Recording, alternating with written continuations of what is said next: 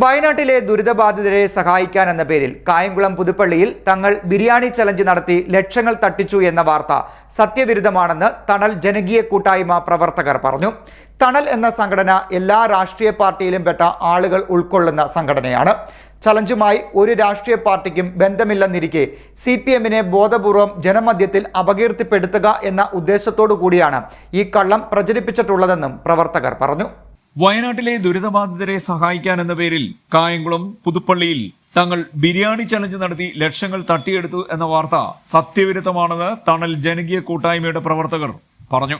ഈ പറയുന്ന തണൽ ക്ലബ്ബ്, ഇങ്ങനൊരു ക്ലബ്ബ് നാട്ടിൽ കക്ഷി രാഷ്ട്രീയമില്ലാതെ നമുക്കൊരു ക്ലബ്ബ് ഉണ്ടാക്കിയെടുക്കണമെന്ന് ആ കമ്മിറ്റിയിൽ തീരുമാനിക്കുകയും ചെയ്തു. നമ്മുടെ മുന്നിലേക്ക് ഈ വയനാട് ദുരന്തമെത്തുന്നത്, അപ്പോൾ ആ ദുരന്തബാധിതരെ സഹായിക്കണമെന്നും നമ്മളാൽ കഴിയുന്ന സഹായം അവർക്ക് എത്തിക്കണമെന്നും പറഞ്ഞുകൊണ്ട് തണലിൻ്റെ ഭാരവാഹികളെല്ലാം കൂടെ ഒരു ബിരിയാണി ചലഞ്ച് നടത്താൻ തീരുമാനിക്കുകയുണ്ടായി. ബിരിയാണി തികച്ചും ഫ്ലോപ്പായി പോവുകയാണ് ചെയ്തത്.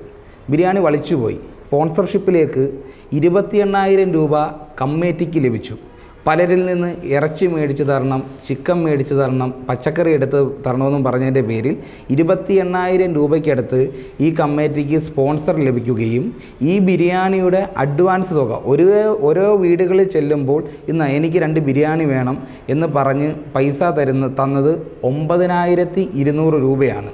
എന്നാൽ ഇതിൻ്റെ ചെലവെന്ന് പറയുന്നത് 57,550 രൂപയും. ഞങ്ങൾക്ക് ലഭിച്ച ഈ ബിരിയാണിയുടെ മുൻപേറ് പൈസ തന്നതടക്കം ഞങ്ങൾക്ക് ലഭിച്ച തുകയെന്ന് പറയുന്നത് 37,200 രൂപ മാത്രമേ ഉള്ളൂ. എങ്കിൽ ഇതിൻ്റെ ചെലവെന്ന് പറയുന്നത് 57,550 രൂപയാണ്. ഇതിൻ്റെ ചിക്കൻ്റെ വിലയെന്ന് പറയുന്നത് 18,000 രൂപ. 174 കിലോ ചിക്കനാണ് അന്നെടുത്തത്. അന്ന് ചിക്കൻ്റെ വില 103 രൂപയാണ്. ഇത് വെച്ച് 18,000 രൂപ ചിക്കനുമായി, പലചരക്കിന് 19,000 രൂപയായി, പച്ചക്കറിക്ക് 8,000 രൂപ, പാചകക്കാരൻ്റെ കൂലി 8,000 രൂപ, വിറക് 2,000 രൂപ, ഇത് പൊതിയാൻ ഉപയോഗിച്ച ഫോയിൽ കവറിൻ്റെ പൈസ എന്ന് പറയുന്നത് 850 രൂപയാണ്. ഇതെല്ലാം കൂടെ വണ്ടിക്കൂലി ഓടിയത് 1,200 രൂപയായി, പാത്രത്തിൻ്റെ വാടക കൊടുത്തടക്കം 500 രൂപ. അങ്ങനെ ഒരു 800 ബിരിയാണിയോളം ഞങ്ങൾ ഉണ്ടാക്കുകയും അതിലൊരു 600-ൽ പരം ബിരിയാണി ഞങ്ങളുടെ സമീപ പ്രദേശം, എൻ്റെ വാർഡും സമീപ പ്രദേശത്തുമടക്കം നൽകുകയും ചെയ്തു. പരലിൽ നിന്നും കോളുകൾ വരികയാണ് ചെയ്തത്. നിങ്ങളുടെ ബിരിയാണി ചീത്തയായിപ്പോയി. ഈ ബിരിയാണി കൊടുത്ത 800 പേരിൽ 800 ബിരിയാണിയിൽ നിന്നും 710 ബിരിയാണിയുടെ കാശ് ഞങ്ങൾ വാങ്ങിയിട്ടില്ല. അത് നിങ്ങൾ വന്ന് അന്വേഷിച്ച് കഴിഞ്ഞാൽ അറിയാം. പിന്നെ ഞങ്ങൾ എങ്ങനെയാണ് ഈ ബിരിയാണി തട്ടിപ്പുകാരാണെന്ന് നിങ്ങൾ പറയുന്നത്? 9,200 രൂപ മുമ്പേറെ പൈസ തന്നവരാണ്. ഈ 710 ബിരിയാണിയുടെ പൈസ വാങ്ങിയിട്ടില്ല. ഇപ്പോഴും 20,000 രൂപയ്ക്കടുത്ത് എൻ്റെ കയ്യിൽ നിന്നാണ് പോയത്. ചിക്കന് കൊടുത്തേക്കുന്ന പൈസ ഞാൻ കാറ്ററിംഗ് നടത്തുന്നിടത്തു നിന്നാണ് കൊടുത്തത് 12,000 രൂപ. 1,400 രൂപയ്ക്ക് അടുത്ത് എൻ്റെ അയലത്തുള്ള പച്ചക്കറിക്കാരന് കൊടുക്കാനുണ്ട്. നിങ്ങളിതൊക്കെ അന്വേഷിച്ച് കഴിഞ്ഞാൽ നിങ്ങൾക്ക് മനസ്സിലാവും. നിങ്ങളൊക്കെ ഒരു വാർത്ത വിടുമ്പോൾ അതിനകത്ത് വസ്തുതയും കൂടെ മനസ്സിലാക്കണം.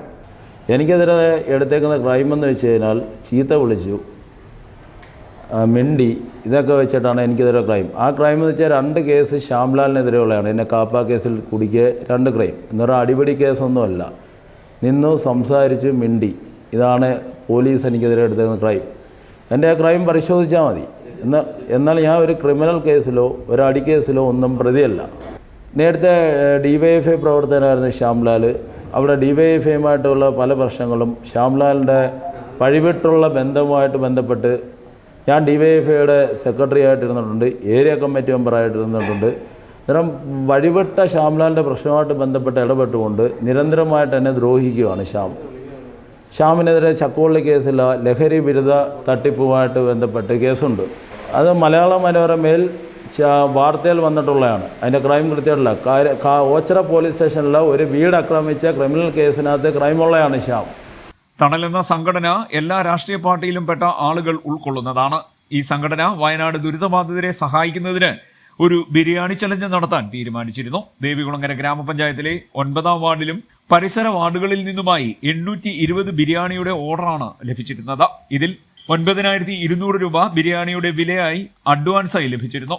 ബാക്കിയുള്ളവർ ബിരിയാണി നൽകിയതിനു ശേഷം പണം തരാമെന്നാണ് പറഞ്ഞിരുന്നത്. ബിരിയാണി ഉണ്ടാക്കാൻ 10 പേരിൽ നിന്നും 28,000 രൂപ സ്പോൺസർഷിപ്പായും ലഭിച്ചിരുന്നു. ബാക്കി തുക സംഘടനയുടെ പ്രവർത്തകർ സ്വന്തമായി എടുത്താണ് ബിരിയാണി ഉണ്ടാക്കിയത്. 57,550 രൂപ ബിരിയാണി ഉണ്ടാക്കുന്നതിന് ചിലവായി. ബിരിയാണി വിതരണം ചെയ്ത ദിവസം അതിരാവിലെ തന്നെ ബിരിയാണി വെക്കുകയും അത് കവറുകളിലാക്കുകയും ചെയ്തിരുന്നു. ചൂട് ബിരിയാണി കവറുകളിൽ പാക്ക് ചെയ്ത് ഉച്ചയോടുകൂടിയാണ് വീടുകളിൽ എത്തിച്ചത്. നിർഭാഗ്യവശാൽ ഈ ബിരിയാണി ചീത്തയായി പോവുകയും കഴിക്കാൻ കഴിയാതെ വരികയും ചെയ്ത സാഹചര്യവും ഉണ്ടായി. ഈ കാരണത്താൽ ആരും ബിരിയാണിയുടെ വില തരികയോ ആരിൽ നിന്നെങ്കിലും തുക വാങ്ങുകയോ ചെയ്തിട്ടുമില്ല. വസ്തുത ഇതാണെന്ന് നാട്ടുകാർക്കെല്ലാം അറിയാവുന്നതാണ്. മുടക്കിയ തുക പോലും ലഭിക്കാതെ വന്നതിനെ തുടർന്ന് ദുരിതാശ്വാസ ഫണ്ടിലേക്ക് തുക അടയ്ക്കാൻ കഴിയാത്ത സാഹചര്യവും ഉണ്ടായി. ഇത് ബോധപൂർവമായിരുന്നില്ല. വസ്തുത ഇതാണെന്നിരിക്കെ 1,20,000 രൂപ വെട്ടിച്ചെടുത്തു എന്ന നിലയിൽ തങ്ങളെ ആക്ഷേപിക്കുന്നതിന് ബോധപൂർവം കെട്ടിച്ചമച്ച കഥയായിരുന്നു മാധ്യമങ്ങളിലൂടെ പുറത്തു വന്നത്. തങ്ങൾക്കെതിരെ പരാതി നൽകിയ ആൾ CPM-ൽ നിന്നും പാർട്ടി വിരുദ്ധ പ്രവർത്തനം നടത്തിയ കാരണത്താൽ നേരത്തെ പുറത്താക്കിയ വ്യക്തിയാണ്. വ്യക്തിവിരോധം തീർക്കുന്നതിന് വേണ്ടിയാണ് സത്യവിരുദ്ധമായ പരാതി ഇയാൾ നൽകിയതെന്നും പ്രവർത്തകർ പറഞ്ഞു. ബിരിയാണി ചലഞ്ചുമായി ഒരു രാഷ്ട്രീയ പാർട്ടികൾക്കും ബന്ധമില്ലെന്നിരിക്കെ CPM-നെ ബോധപൂർവം ജനമധ്യത്തിൽ അപകീർത്തിപ്പെടുത്തുക എന്ന ഉദ്ദേശത്തോടു കൂടിയാണ് കള്ളം പ്രചരിപ്പിച്ചിട്ടുള്ളതെന്നും തണൽ ജനകീയ കൂട്ടായ്മയുടെ പ്രവർത്തകരായ അമൽ, അരുൺ, സിബി എന്നിവർ വാർത്താസമ്മേളനത്തിൽ പറഞ്ഞു. CDNet news, Kayamkulam.